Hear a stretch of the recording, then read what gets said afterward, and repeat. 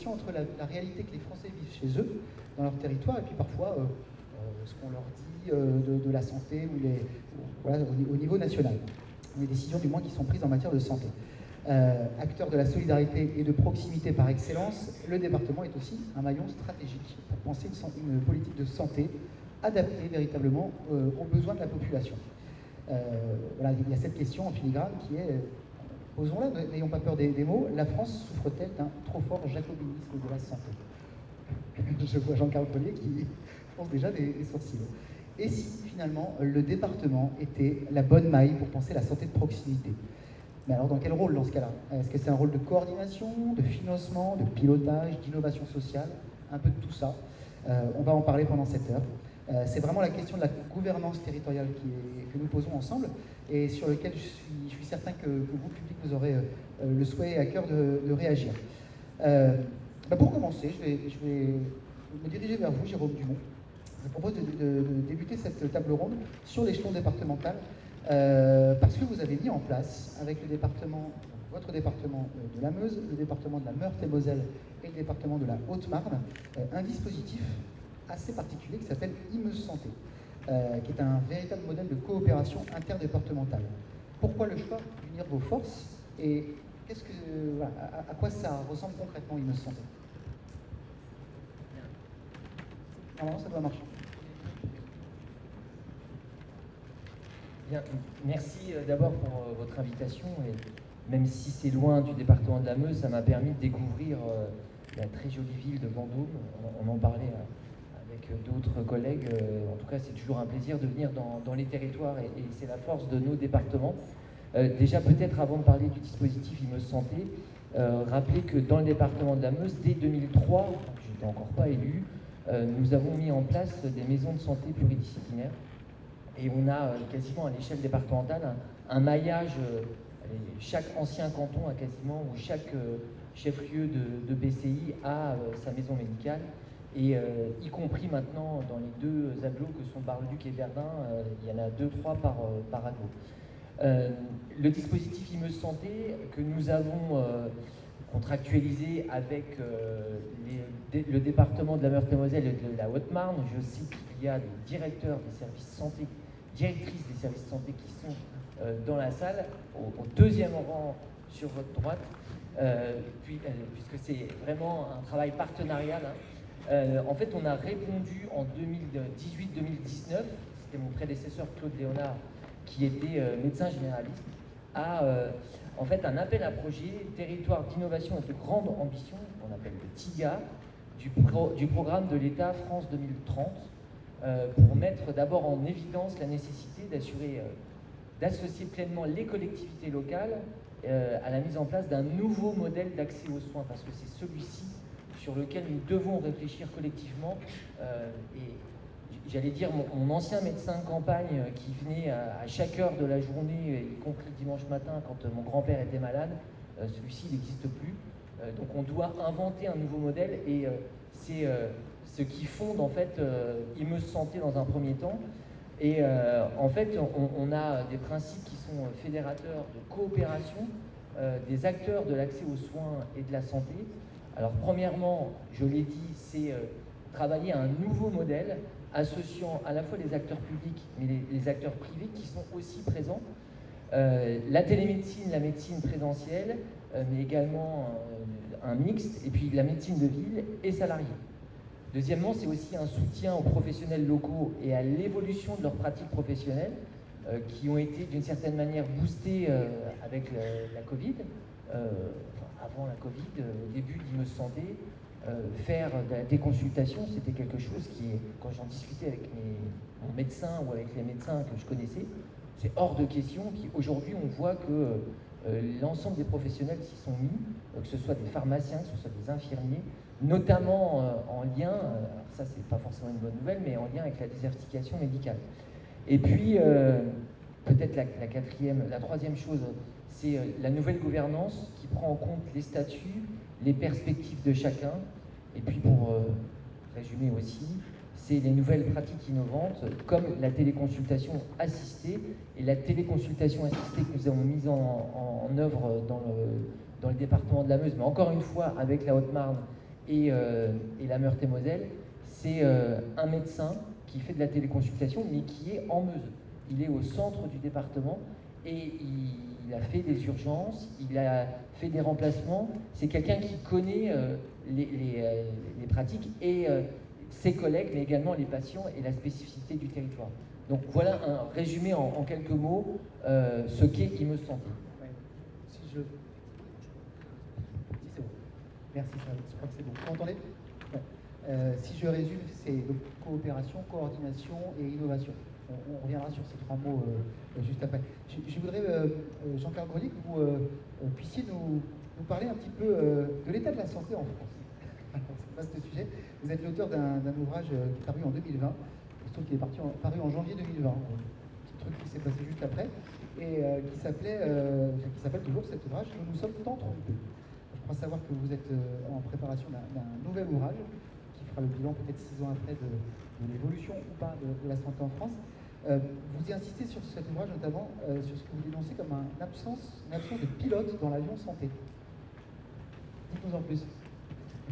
Vous avez une vérité qui devrait sauter aux yeux de chacun.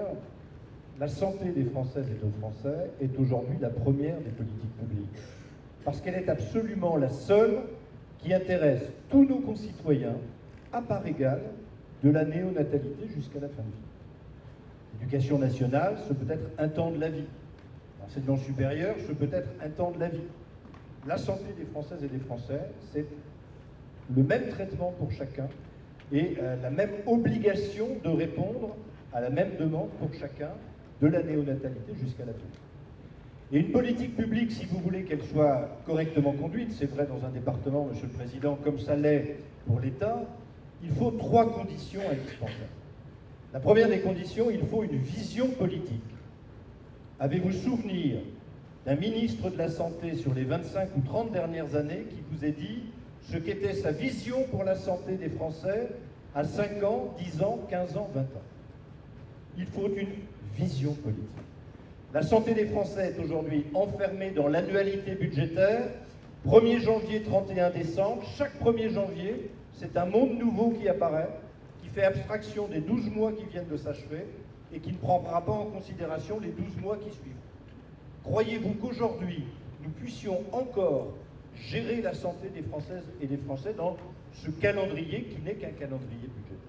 Donc la première des choses qui est nécessaire dans ce pays, ce serait une vision politique pour la santé.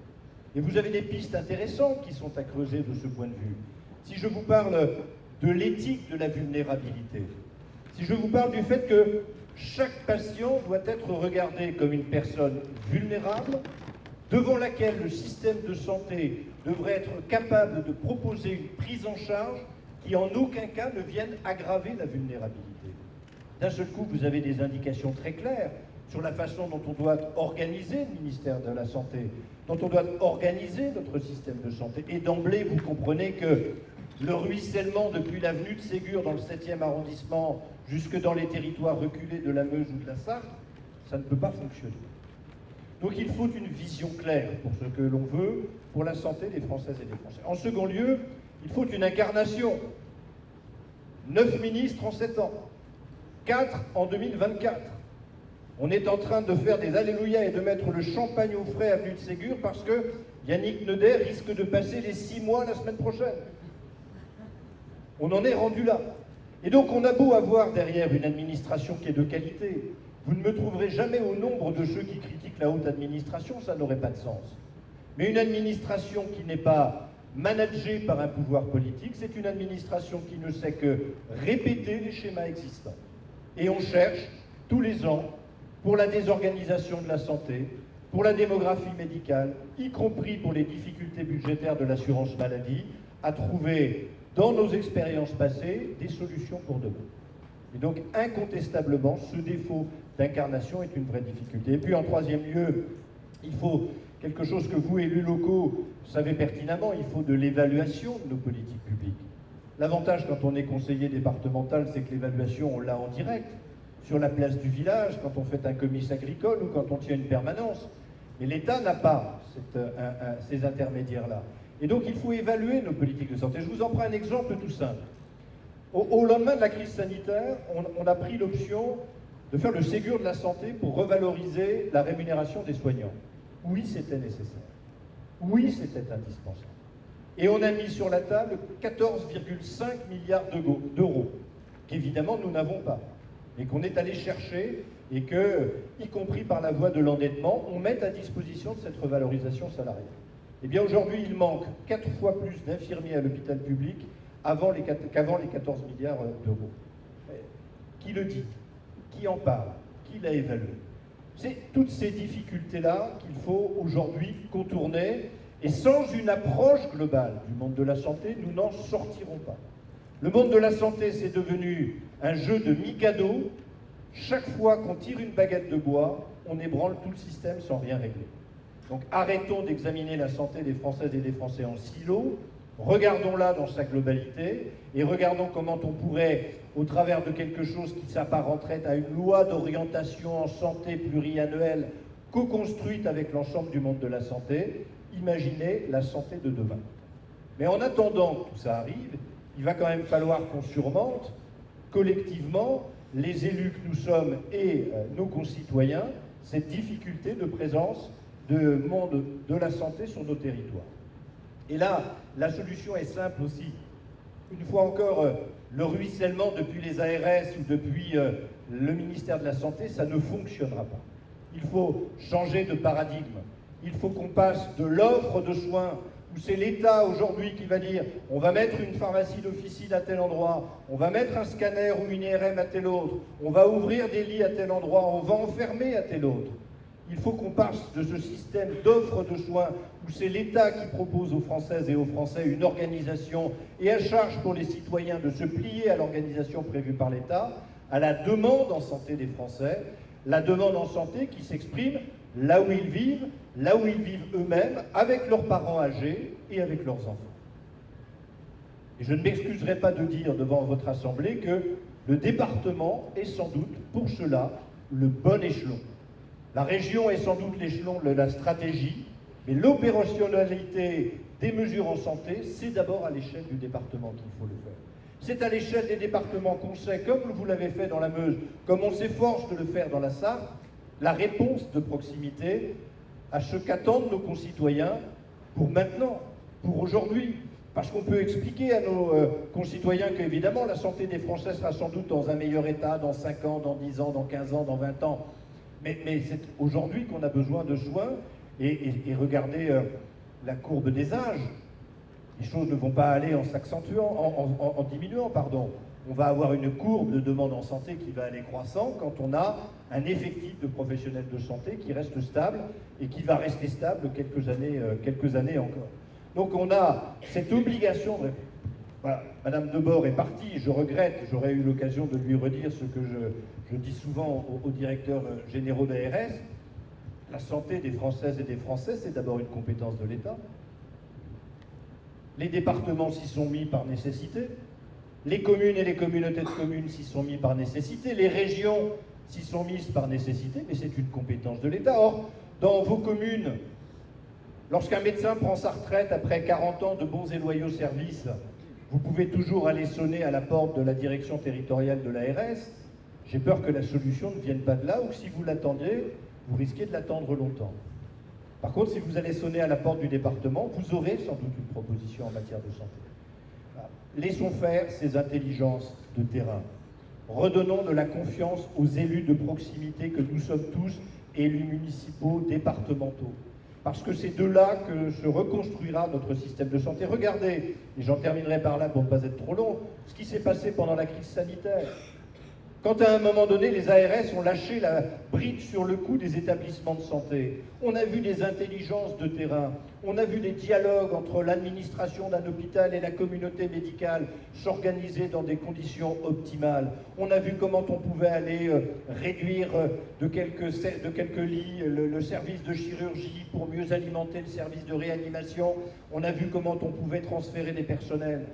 Aujourd'hui, quand un directeur d'hôpital veut aller repeindre la chambre 326 du 3e étage du bâtiment B, il faut presque qu'il sollicite l'autorisation de l'ARS, qui va mettre 10 mois à la rendre. Alors, j'ai bien entendu Madame de Borne nous dire ce matin que finalement, parfois, l'ARS, donc la maturité qu'elle donnait au projet pendant ces 10 mois, les améliorait.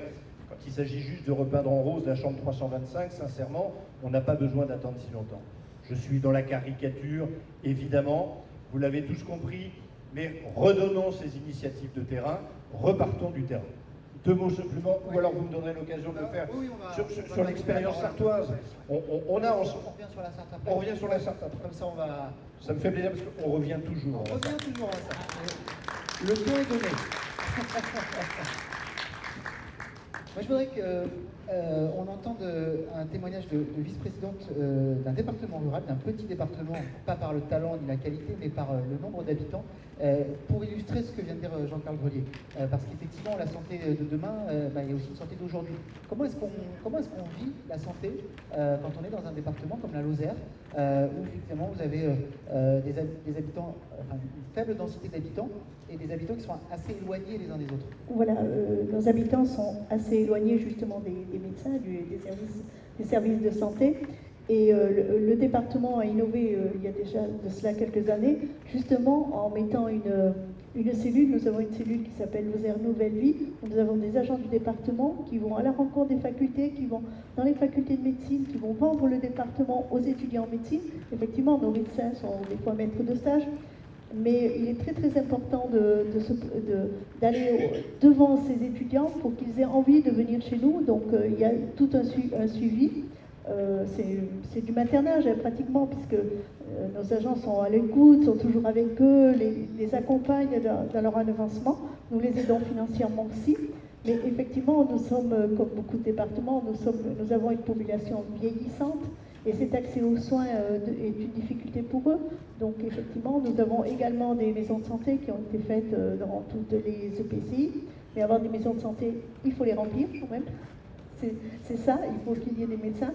Et d'être éloigné d'un médecin, c'est compliqué pour une certaine population. Et également, nous avons un bus avec des médecins à la retraite qui intervient dans des villages où il y avait autrefois un médecin qui est parti à la retraite. Nous avons également des services de proximité, heureusement, qui sont très très très importants. Mais c'est vrai qu'en Lozère, comme d'autres départements, nous avons un manque récurrent de médecins. Donc la réalité que le député décrivait, vous la vivez au quotidien.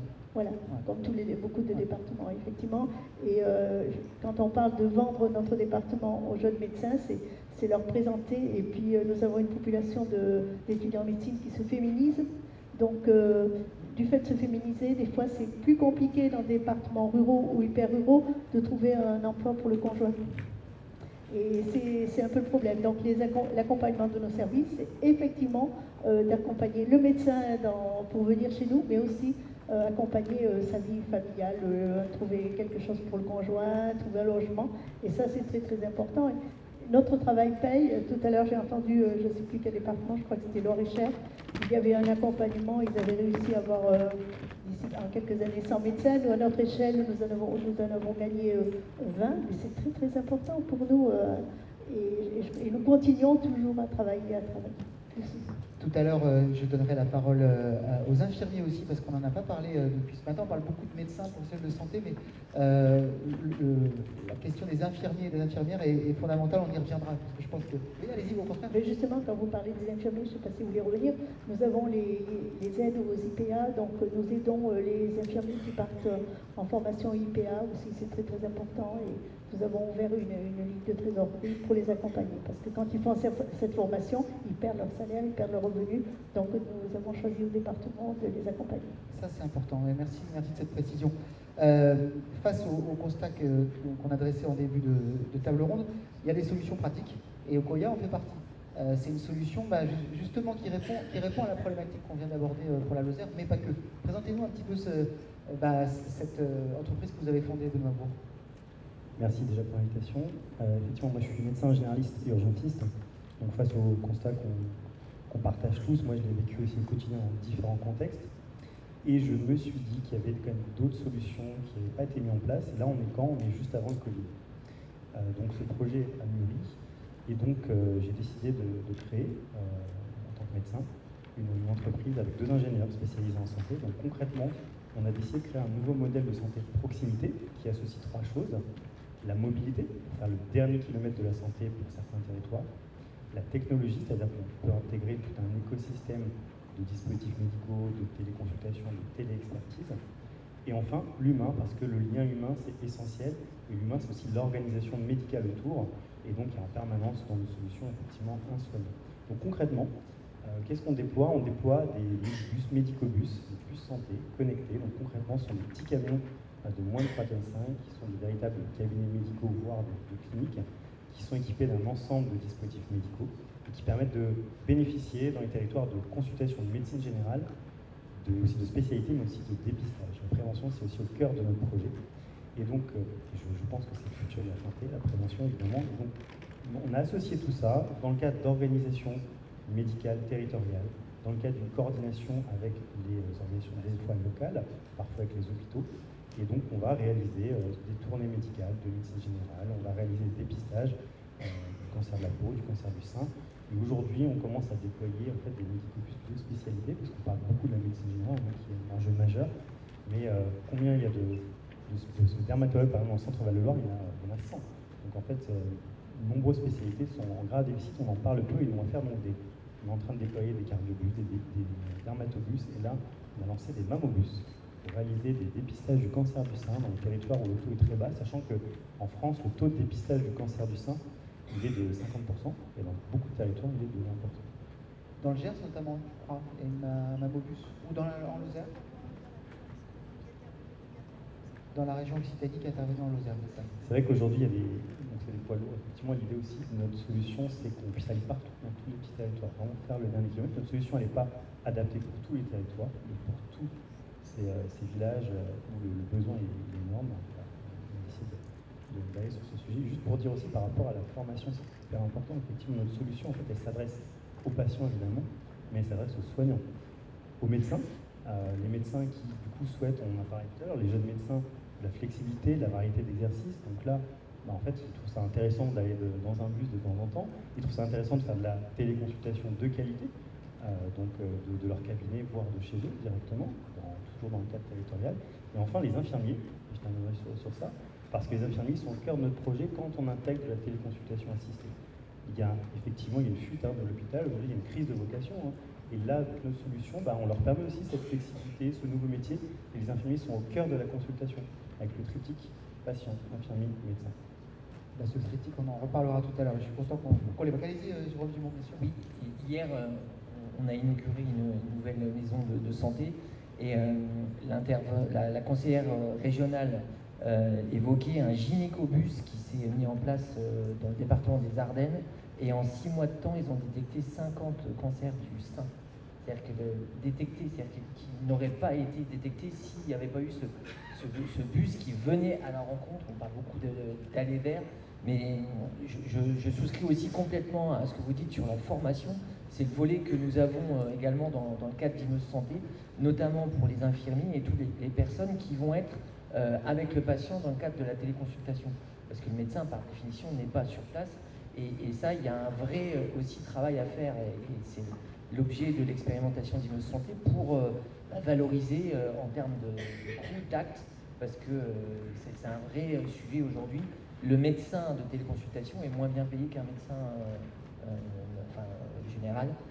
Et il y a 5 € d'écart, même si évidemment il y a le coût aussi pour la personne qui fait la téléconsultation. Mais au final, est-ce qu'il ne vaut mieux pas quand même répondre à toutes ces questions et notamment d'apporter un acte plutôt que de ne pas l'avoir? Et ça, c'est un sujet aussi. C'est un sujet. De toute façon, la question financière, on l'a compris notamment avec l'ARS ce matin, et le sujet central dont on ne parle pas forcément suffisamment. Vous vouliez parler, Jean-Carl Breuil, de l'échelon départemental et de la Sarthe, évidemment. Je voudrais vraiment qu'on essaye de se recentrer bien maintenant sur la partie échelon départemental. Vous m'avez dit pendant que vous prépariez l'entretien que pour vous, ce n'était pas forcément au département d'être pilote, mais c'était au département d'être fédérateur et on va dire pour le coup pilote sur la partie marketing territorial. Oui, bien sûr, je le disais tout à l'heure, je crois que l'opérationnel a toute sa place à l'échelon départemental. On pourrait imaginer une stratégie plus large confiée à l'échelon régional, mais département, garde cette notion de proximité. Le département est partout en France premier interlocuteur des communes et des EPCI. Et donc, il faut qu'on garde cet avantage que l'on a de la connaissance du territoire, de la connaissance des spécificités des territoires. Et donc, il faut qu'on regarde aussi l'idée que tous les départements ne se situent pas exactement à égalité en matière de démographie médicale. Quand on est dans un département où on a la chance d'avoir une faculté de médecine et des formations dans les métiers de la santé, les choses sont beaucoup plus simples. Le département de la Sarthe est cerné par des départements où il y a des facultés de médecine. Un jeune Sartois qui veut faire médecine, il a le choix, ou pas, mais en tout cas, il peut aller à Caen, il peut aller à Nantes, il peut aller à Angers, il peut aller à Tours, il peut aller à Orléans et il peut aller à Paris. Et dans tous les cas, il est à moins d'1 heure de transport de chez lui. Sauf qu'on a tous été étudiants. Quand on a quitté son département d'origine, qu'on va s'installer pour plusieurs années dans un département universitaire, où on va tisser ses relations personnelles et privées, mais aussi son premier réseau de relations professionnelles, il est assez certain que la probabilité de revenir dans son département d'origine est epsilonesque. Et donc il faut là qu'on réfléchisse à la façon dont on peut aussi décentraliser les choses. Là aussi, c'est le président Obama qui disait « ne gâchons pas une crise ». Et donc ne gâchons pas la crise dans laquelle nous sommes, dans la mesure où tirons-en les bonnes leçons. Pendant la crise sanitaire, on a vu, une fois encore, se développer des intelligences locales extrêmement fortes et on a vu des initiatives locales qui permettaient de régler les choses. On a vu aussi des cours qui pouvaient se faire pour une bonne part en visioconférence sans que ce soit péjoratif pour les étudiants. Alors évidemment, quand on arrivera au stade de l'internat où il faut acquérir une spécialité, évidemment, il faudra aller dans un centre d'excellence et évidemment, on retrouvera la voie des CHU. Mais dans un département comme le mien, qu'est-ce qui empêcherait demain qu'une partie du premier et du deuxième cycle d'études de santé puisse se faire dans le département? Si demain les étudiants sartois qui sont en Sarthe, qui sont originaires de la Sarthe, restent sur leurs 6 premières années d'études dans le département, à la fois pour y suivre leurs cours, mais aussi pour y effectuer leur stage à l'hôpital, dans les hôpitaux périphériques, dans les cliniques privées, dans les EHPAD, en médecine de ville, on a quelques bonnes chances de les rattacher. Et je le crois parce qu'on a conduit une expérience dans la Sarthe. Nous ne sommes pas les premiers à avoir conduit, hein. L'Ardèche l'avait fait avant nous. Nous avons fait du service de santé des sapeurs-pompiers un terrain de stage pour les étudiants en médecine. Ils arrivent à partir de la 3e année de médecine avec un galon d'officier de sapeurs-pompiers volontaires. Ils revêtent le week-end l'uniforme. Ils sont intégrés, comme à peu près seuls les sapeurs-pompiers savent le faire, dans la grande famille des pompiers. Et tous les week-ends, ils parcourent le département dans un camion rouge. Alors, outre qu'ils apprennent pas mal de choses, ou qu'ils prennent une petite dose d'adrénaline qu'ils ne trouvent pas forcément dans leur stage à l'hôpital, ils vont commencer à connecter ce réseau.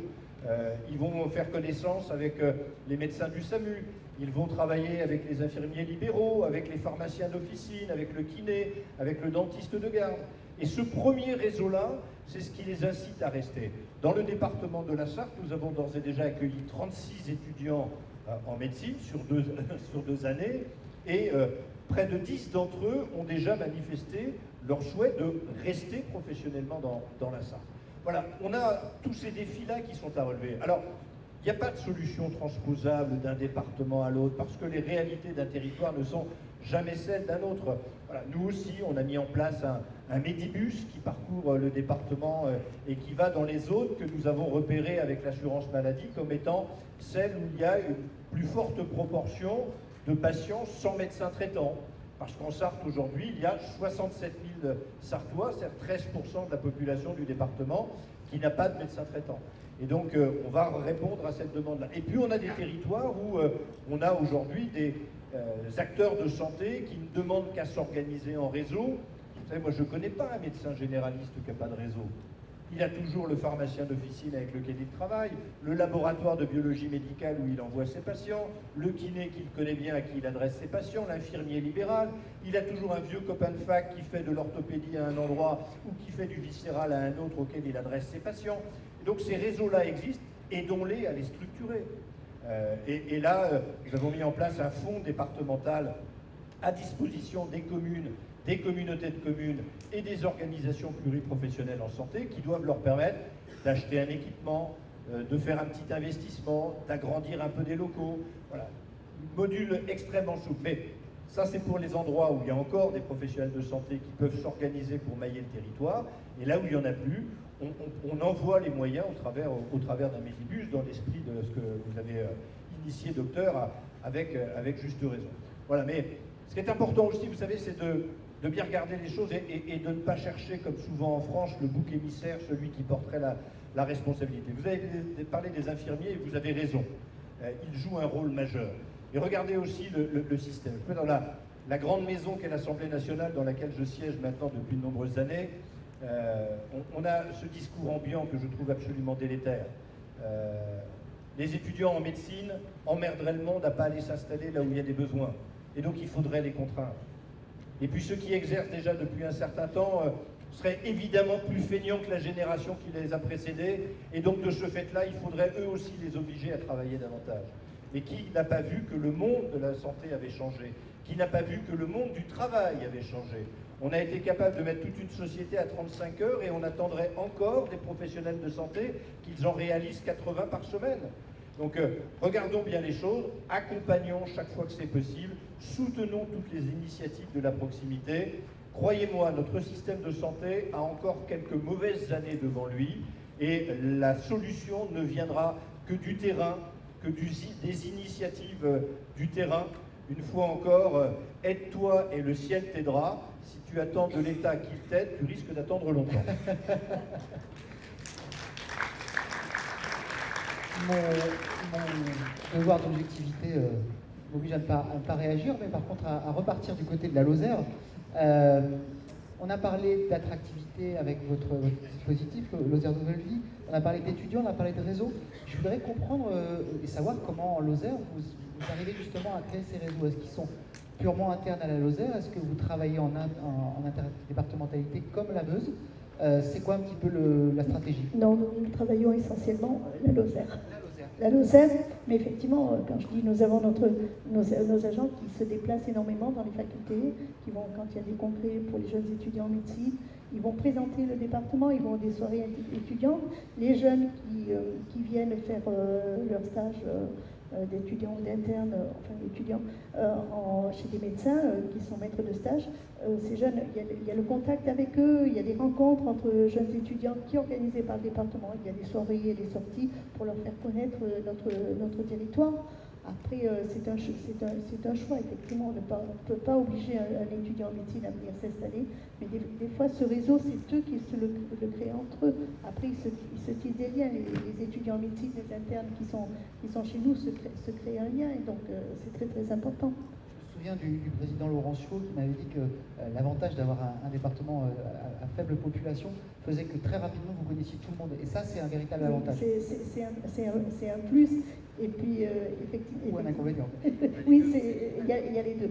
Après, c'est vrai que des étudiants qui sont en ville, et quand on dit, moi je ne suis pas tout à fait d'accord avec ce que disait monsieur, un étudiant qui est sur place ne va pas obligatoirement s'installer sur place parce qu'il y a vraiment une connaissance, justement dans des départements comme chez nous, où on connaît tout le monde. L'étudiant en médecine interne pourra revenir en Lozère, mais peut-être pas s'installer dans le coin dont il est originaire. Mais il en faut, heureusement qu'il y en a qui viennent et qui restent parmi nous. Après, d'être un petit département, effectivement, on se connaît et les échanges sont importants. Et je pense que ce réseau se fait d'autant plus important. Ouais, d'où cette question, effectivement, de la maille dont on parle depuis tout à l'heure. Peut-être la région est un peu grande et que la commune est un peu petite. Mais en fait, le département fait ce lien. Voilà. Le département fait le lien. C'est lui qui manage tout, on va dire. Et après, l'étudiant, le médecin va s'installer là où il veut à l'intérieur du département. Mais c'est le département qui a la capacité, lui, d'aller au contact de ses étudiants. Un maire ou un président d'une communauté de communes n'a pas les moyens de mettre quelqu'un à disposition, tandis que le département gère tout. Il va gérer 10, 15, 20 médecins. Mais il va être à leur écoute. Mais jusqu'à quand? C'était la question qu'on se posait notamment ce matin avec Marc Godet, président du Loiret. Jusqu'à quand les départements auront les moyens d'assumer cette politique qui n'est pas obligatoire? Jérôme Dumont, puis après on partira vers Okoya, parce que je voudrais qu'on évoque un cas pratique. Oui, moi je voulais rebondir sur plusieurs choses. La première, c'est effectivement la formation pour les médecins.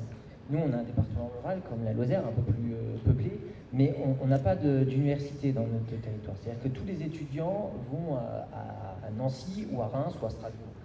Et en fait, on essaye de mettre en place, je sais qu'il y a plusieurs départements qui l'ont fait, notamment la Nièvre, je crois, de mettre en place la première année de PACES, je ne sais plus si elle s'appelle comme ça encore, dans le département. Tous les acteurs sont favorables. L'hôpital de Verdun, la région, le département, la ville de Verdun, on finance, on a tout ce qu'il faut. Aujourd'hui, ça bloque par le doyen de la fac de médecine qui nous dit « Ah ben non, mais c'est pas possible, on n'a pas les moyens ». Et alors qu'on sait que c'est positif et que les résultats, notamment en taux de réussite, je crois, dans la Nièvre, sont les plus élevés quasiment de France. Je voulais aussi dire, mais avant de revenir après sur, j'espère que je pourrai reprendre la parole sur l'organisation du département, sur le fait que la santé est vraiment la priorité de tous nos concitoyens, et notamment en Meuse, quand on fait des sondages d'opinion, c'est ce qui ressort, l'accès aux soins, la santé. Et juste, il y a quelques années, dans le département, la maternité de Bar-le-Duc a fermé, préfecture du département, c'est-à-dire qu'on ne naît plus à Bar-le-Duc. Et c'est un traumatisme. Moi, j'habite pas à Bar-le-Duc, je suis à Verdun, mais j'en mesure encore les conséquences. C'est-à-dire qu'aujourd'hui, alors qu'il n'y a pas de crainte sur la fermeture de l'hôpital, il y a bientôt des élections municipales et tous les candidats disent « Ah, attention, les urgences sont fermées, attention, l'hôpital va fermer ». Ça crée un climat qui est vraiment nauséabond, mais ça reste un traumatisme extraordinaire d'avoir fermé cette maternité qui, comme si on tuait la vie d'une certaine manière. Donc et toutes les questions liées à l'accès aux soins et à la santé sont primordiales, et y compris sur le plan politique. Oui, pardon. C'est un sujet, la maternité, qui parle particulièrement ici à Vendôme, où la maternité a été gravement en danger et qui finalement a pu être sauvée par un travail partenarial, mais que c'est compliqué, effectivement. Je peux simplement relever par rapport à ce qui a été dit. Effectivement, par rapport à l'État, on a des politiques de chiffres. On doit avoir une maternité, par exemple, pour qu'elle fonctionne, il faut qu'il y ait tant de naissances. Pour qu'un hôpital soit rentable, il faut accueillir tant de patients. On ne veut pas dans nos zones rurales. Et il y a cette politique justement de proximité. Pourquoi aller accoucher à 30 km alors qu'à 20 km, pas 30, on va être 50 ou 100 km, alors qu'on a une maternité à proximité. Effectivement, ça coûte peut-être cher, mais il y a cette proximité qui est un plus, justement, pour le soin des patients, pour le soin en lui-même, et c'est très très important. Et je pense que voilà, on a une politique actuellement de rentabilité. Je sais bien, l'État est en déficit, mais quand même, il faut regarder que la santé des gens est une priorité. Donc il vaut mieux avoir un petit hôpital de proximité. On est bien suivi, on n'est pas un nombre. On a cette connaissance qui est un plus et qui peut nous apporter. Tout à fait. Benoît Bourg, est-ce que vous pouvez justement nous donner un cas concret de cette proximité dont vient de parler Madame Hugon? Voilà, comment ça fonctionne au COIA et c'est quoi les résultats concrets? Oui, je vais parler d'un cas concret, mais juste avant, pour revenir sur ce qui a été dit sur le système de santé, c'est vrai que nous, moi j'étais consultant en tant que médecin, mais il est complexe. Et aujourd'hui, il faut briser les barrières. En fait, aujourd'hui, tout le monde est obligé de discuter avec tout le monde. Il faut qu'on innove. Aujourd'hui, il y a beaucoup d'acteurs qui sont volontaires, mais quand on les met tous ensemble, c'est très compliqué. Et ça me permet de faire le lien avec justement un cas concret. Aujourd'hui, donc nous on pousse aussi la prévention, ça dans le système de santé, il faudra la développer, d'autant plus on est dans un système de tarification à l'acte uniquement, on est sur la médecine curative, donc ça c'est un enjeu majeur. Et aujourd'hui, nous avec nos médicobus, on fait des dépistages, je disais tout à l'heure, cancer de la peau, check-up cardiovasculaire sur différentes thématiques de santé publique. Et donc dans le centre Val-de-Loire, on a fait ça à Valençay-en-Berry sur plusieurs semaines, sur plusieurs thématiques. Et effectivement, du coup, on a mis autour de la table tout le monde. Donc en fait, le porteur, l'échelon, c'était l'intercommunauté, la communauté de communes. Mais il y avait autour de la table la CEPAM, la CPTS, c'est les infirmiers et l'infirmière de la CPTS qui ont effectivement qu'on a formé pour pouvoir faire ce dépistage. Les dermatologues étaient à distance en téléexpertise sur le cancer de la peau. Ensuite, il y avait les MSA, il y avait la RS, il y avait tout le monde. Mais c'est très complexe. Concrètement, nous, on pense qu'en termes d'échelon, maintenant, on a des projets avec les CPTS, des hôpitaux, des collectivités. Il est certain que le département est un très bon échelon pour moi, en lien avec les collectivités locales, pour porter une stratégie. Ça peut être du financement, ça peut être de l'accompagnement, ça peut porter une politique. Ça, c'est très clair. Pour plusieurs raisons, je pense que déjà la première, c'est la notion de territoire, on en parlait tout à l'heure, la taille du territoire, la connaissance du territoire, le diagnostic territorial en santé, et aussi par rapport à l'organisation médicale, la coordination médicale et le réseau des différentes organisations, que ce soit des CPTS, des centres de santé, voire des hôpitaux. Donc voilà, donc concrètement, un cas d'usage très précis. Valenciennes-Berry, c'était un territoire où les patients mettaient 1 an pour voir un dermatologue, mettaient 1 an pour voir un cardiologue, et donc avec le contrat local de santé, elle a mis en place effectivement certains dépistages par thématique. Donc là, si je m'attarde sur le dépistage de cancer de la peau, on a ouvert les rendez-vous donc dans un territoire donné où il n'y avait vraiment pas de dermatologue. En 24 heures, les 150 rendez-vous étaient pris en fait, tout de suite, et les patients étaient contents. Ils avaient une orientation ensuite, on les réintègre ensuite dans le parcours de soins, parce que si elle vient de faire une exérèse tout de suite, il faut qu'il y ait vraiment une organisation dans le parcours patient. Et donc là, voilà, 150 patients ont pu bénéficier de ça. Après, on se dit, ok, d'accord, mais comment vous avez fait? En fait, le temps médical a été optimisé dans ce cas-là. En fait, on a travaillé main dans la main avec les infirmiers qui ont utilisé de la technologie au service du soin, et ensuite les dermatologues, c'était optimisé de leur côté, en fait. Et donc, on a associé justement ce que je disais, voilà, la mobilité, la technologie et l'humain pour arriver à ce résultat. C'est une clarté limpide. Merci, Dr. Onavo. Vous vouliez revenir sur l'organisation d'Imeuse Santé, sur un détail ou pas un détail d'ailleurs? Non, c'est pas qu'Imeuse Santé, mais c'est le département et le bon échelon. Oui. C'est ce que le docteur vient de dire. En fait, on peut réunir et fédérer l'ensemble des acteurs. On a parlé de l'ARS tout à l'heure, et évidemment, les délégués départementaux sont quand même tous bien identifiés. On a les CPTS, on a tous les acteurs, et notamment l'ordre des médecins. Et en fait, l'échelon départemental est la bonne maille, notamment dans les départements ruraux comme la Lozère, la Meuse ou la Sarthe. C'est peut-être plus compliqué en ville, quoique.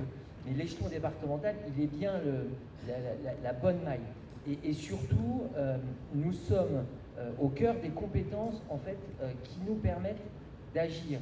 Vous parliez tout à l'heure, docteur, de prévention. On est bien, nous, la collectivité, qui menons des actions de prévention tout au long de la vie, du plus jeune âge, et vous l'avez dit aussi, monsieur le député, du plus jeune âge jusqu'à la fin de vie, que ce soit la PSMI, que ce soit l'handicap, les personnes âgées. En fait, on est au cœur de nos compétences. Et je vais prendre un exemple qui nous a tous touchés. On parle beaucoup de santé mentale. Notre collègue de Haute-Marne a été frappé par une tragédie qu'on connaît tous. Moi, j'en parlais hier, avant-hier, parce qu'on avait un CDEN, un Conseil départemental de l'éducation nationale. On n'a plus de médecins scolaires dans le département. On n'a plus d'infirmiers, très peu. On n'a pas de pédopsychiatre, on n'a pas de psychiatre. Ça, ce sont des vrais sujets aussi.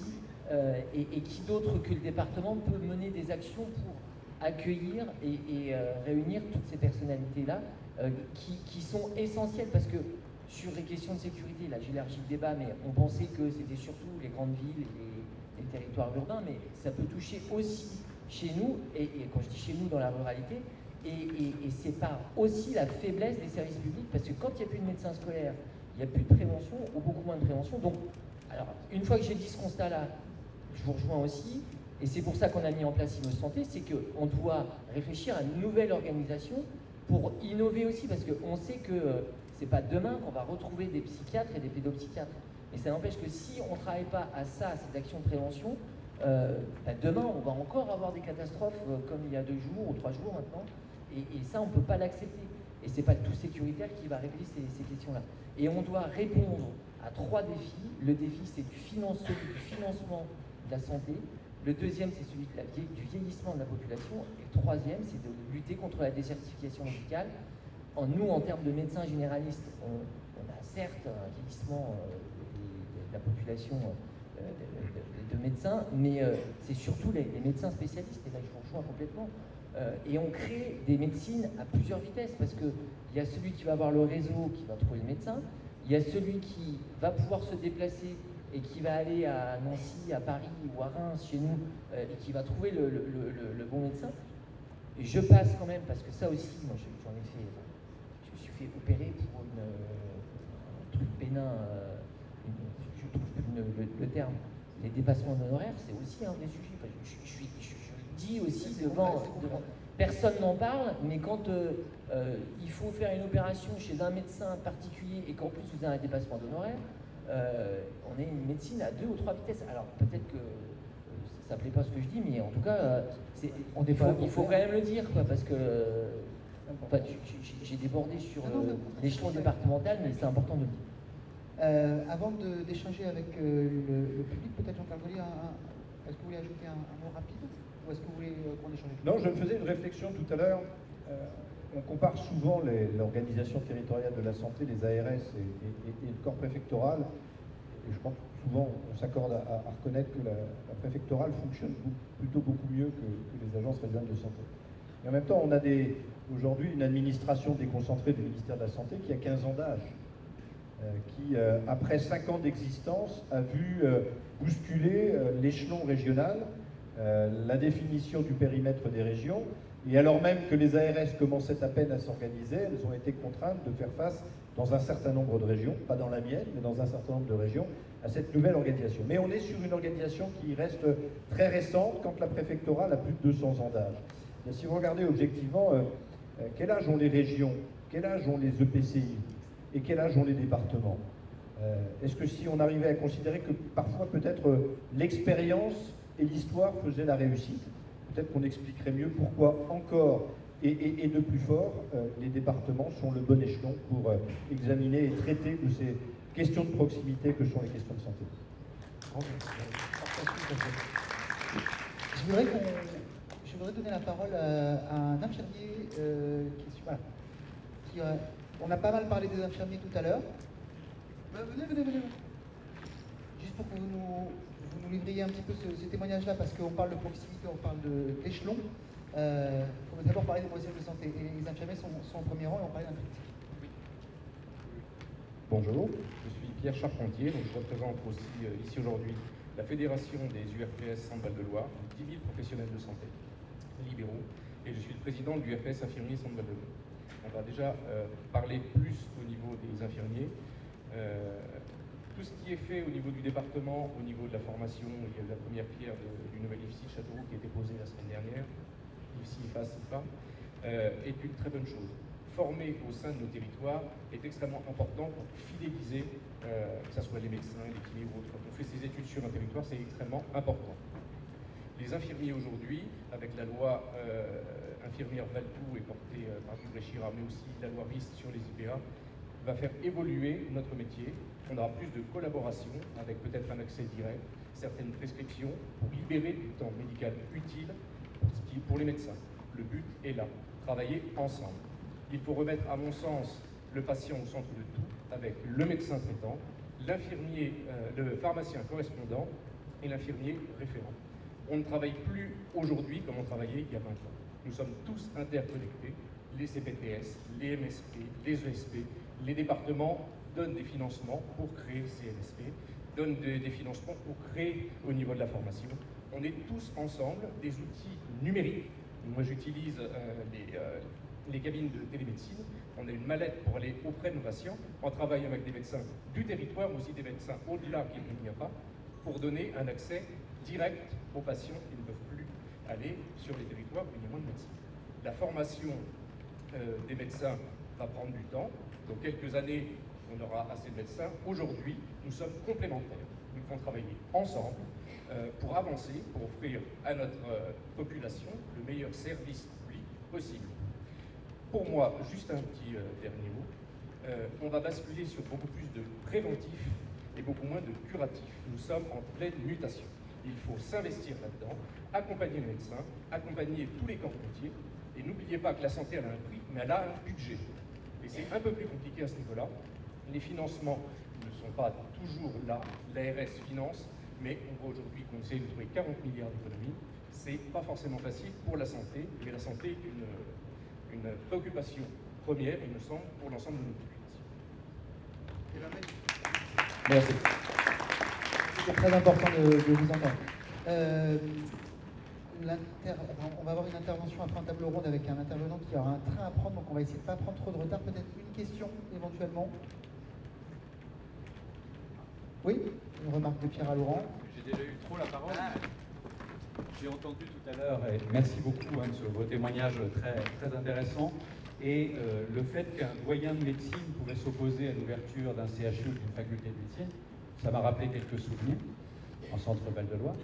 Mais plus sérieusement, il y a quand même la responsabilité du législateur, puisque, alors pas vous, monsieur le député, mais globalement, puisque donner le pouvoir de décider le nombre de médecins formés dans une région ou une demi-région à un seul homme, même après quelques consultations, voilà, et pas avec avis conforme, on est d'accord, je suis un peu juriste, ça n'est pas responsable. Je suis doyen d'une faculté de droit, qu'est-ce que vous penseriez si je vous disais, avec toute ma mégalomanie, c'est moi qui vais dire combien il faut d'avocats, de notaires, d'huissiers, etc., et d'auxiliaires de justice dans votre région?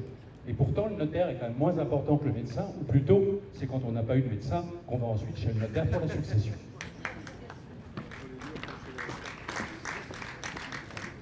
Merci beaucoup, cher Pierre. Je vous remercie beaucoup. C'était vraiment très très riche. Je pense qu'on est tous convaincus maintenant que le département est l'échelon pertinent pour la santé. Je vais demander à Philippe Boué, s'il veut bien, nous rejoindre sur scène. Je vais demander également à Sophie Millot, directrice de la santé du département de la Haute-Marne, à Christine Mavon, chargée des missions santé du département de Meurthe-et-Moselle, et à Jean-Charles Dron, directeur d'Imeuse Santé, de nous rejoindre.